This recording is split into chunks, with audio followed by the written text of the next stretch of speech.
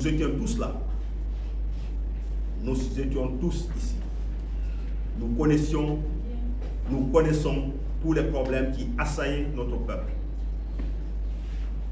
On ne peut même pas les citer, mais citons-en quelques-uns. L'ethnocentrisme, le tribalisme, le régionalisme a gangréné ce pays, a fatigué ce pays. Ensuite, la mauvaise gouvernance, la faiblesse de l'État à tous les niveaux. Nous connaissons.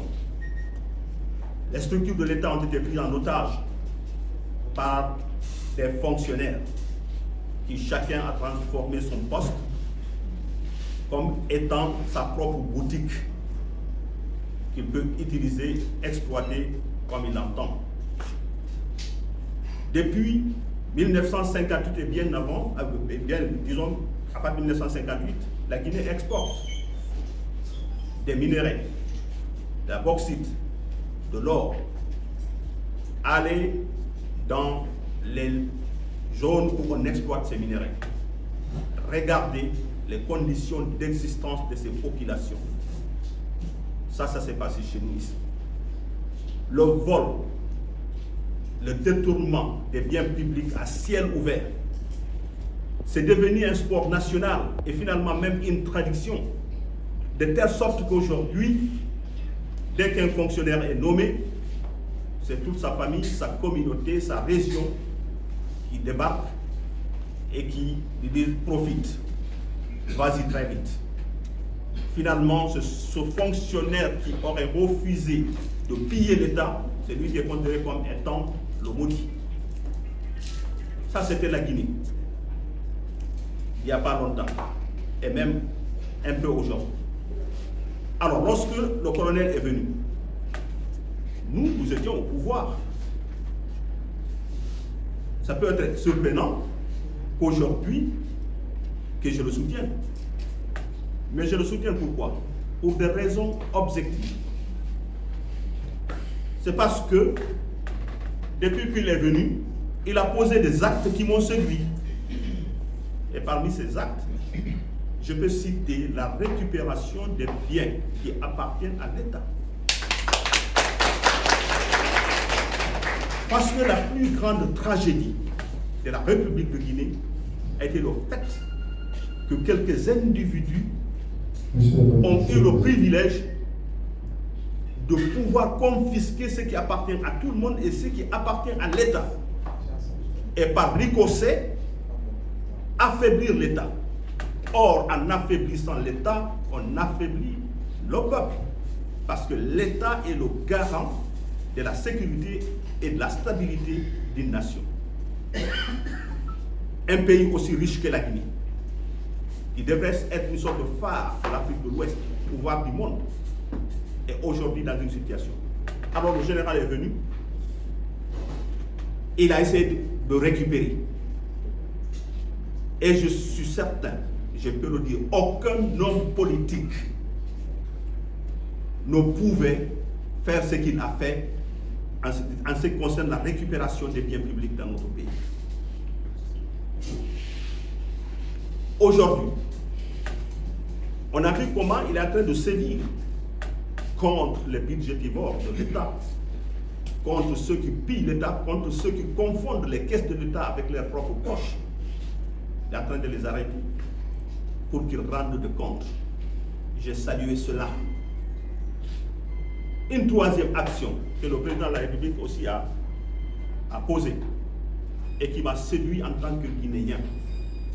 La fonction publique guinéenne, nous la connaissons. Je peux dire que au moins le 20% de la population guinéenne, c'est des Guinéens qui se trouvent à l'étranger, qui sont là-bas. Leurs familles perçoivent leur salaire ici. Ils attendent la retraite alors qu'ils n'ont jamais vu un bureau. Est-ce que cela est normal dans un pays? Et lorsque le président est venu aujourd'hui, il a assaini cette fonction publique et ce qui a permis le recrutement de plusieurs milliers de jeunes à la fonction publique guinéenne. Ça, c'est à remercier. Nous sommes un pays de mines. Selon les statistiques, nous détenons le 3/4 de la réserve mondiale de la bauxite en Guinée. Regardez notre pays. Et là aussi, il a voulu mettre de l'ordre. Et je suis bien placé pour vous dire que si les mines guinéennes sont développées, sont exploitées conformément à la vision du chef de l'État, dans très peu de temps, la Guinée sera le pôle d'attraction de tous les investisseurs du monde. Si les Guinéens se battaient réellement et suivaient le président de la République, parce qu'il faut un courage politique, ce que lui il peut faire, difficilement un civil puisse se le permettre. Parce que nous, les hommes politiques, civils, pour être élus, pour accéder au pouvoir, nous sommes obligés de faire des concessions, voire des concussions avec certains groupes dans le pays. On est obligé de promettre à gauche et à droite la chose et son contraire à la fois. Mais, Général Mamadi, il ne doit son pouvoir à personne, si ce n'est à Dieu d'abord. C'est Dieu qui l'a voulu qu'il soit là.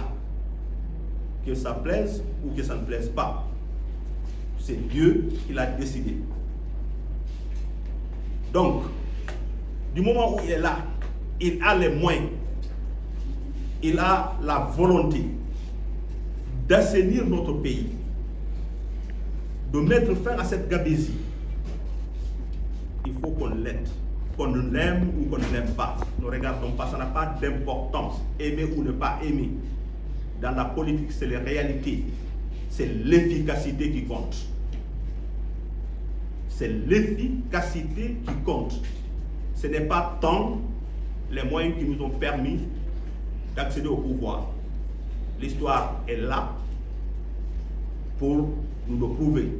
Ceux qui ont fait des études politiques ou qui ont fait l'histoire savent, et pas seulement dans ce monde. Et aujourd'hui, pourquoi je pense que c'est le président qui peut nous aider? Regardez les chantiers, regardez tous ces chantiers qui se déroulent à l'intérieur du pays. C'est bon ou c'est pas bon? Moi, je ne fais aucune différence entre une route construite par un militaire ou une route construite par un civil, pourvu que la route soit construite et qu'elle soit praticable et que les Guinéens puissent en profiter. Le président de la République a eu le courage d'aller aux Nations Unies pour dire que la Guinée, désormais, entend défendre sa souveraineté, choisir les types de coopération avec le reste du monde. Que cela plaise ou pas. Nous devons avoir du courage de nous assumer et d'assumer notre politique. Le président de la République, il est également en train de lutter contre ce que je déteste le plus dans ce pays, l'ethnocentrisme. Voilà ce que je déteste dans ce pays. Il faudrait que les Guinéens acceptent de conjuguer le même verbe. Parce que ce n'est pas à suite d'un référendum que Dieu a décidé qu'il y ait les Maliqués en Guinée, à côté des Peuls, des Soussous, des Maliqués, etc., etc. C'est sa décision souveraine. Et il nous a dit qu'est-ce qu'il faut faire. Nous sommes aujourd'hui en Guinée, nous sommes en train de nous plaindre pour que rien ne va. On a trop de problèmes, alors que nous avons tout pour que ça aille. Où est le problème? Comment faire pour changer? La Guinée, le prophète Allah nous a expliqué comment effectivement il faut faire. Il a dit dans une sourate qu'il ne changera jamais la situation d'une nation tant que les individus qui composent cette nation n'auront pas changé ce qui est en eux. Les Guinéens doivent s'interroger. Les régimes passent, le peuple continue à se plaindre. Pourquoi? Il faudrait bien qu'on fasse une refondation mentale. Et donc, aujourd'hui, la Guinée est sur le bon chemin. L'autorité de l'État est respectée. Ceux qui tentent de voler l'argent sont menacés. On étend les chantiers, sont un peu partout. L'administration est en train d'être restaurée. Les salaires des fonctionnaires ont connu une augmentation sensible. Donc, encourageons cette équipe. C'est pourquoi, vu tout ce que le mouvement des patriotes pour la refondation a décidé de soutenir le chef de l'État, d'initier, d'encourager sa candidature à la présidence de la République.